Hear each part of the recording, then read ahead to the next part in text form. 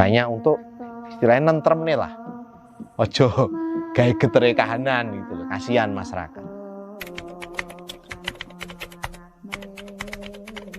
Pada Mataram Islam ya, pada Mataram Islam pada abad ke-16, mungkin 16 sekitar 1670-an, ada satu tokoh di sini yang dimakamkan di selatan Gunung Budak, namanya Raden Temenggung Surotani Kertoyudo.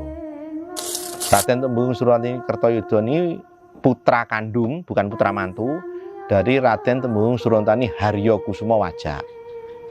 Raden Surotani Haryokusumawaja ini putranya Panembahan Jurumayem ing Mataram, dan Panembahan Jurumayem ini putranya Jurumertani. Jadi Surontani yang ada di kaki Gunung Budak ini itu adalah terahnya Ki Jurumertani Mataram, founding fathernya, pendiri Mataram. Kalau dibilang ya cucu, canggah, cucunya diwajak.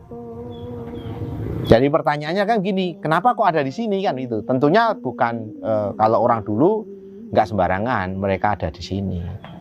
Pasti ada alasan-alasan lain. Ya nanti lain waktu saya ceritakan yang itu.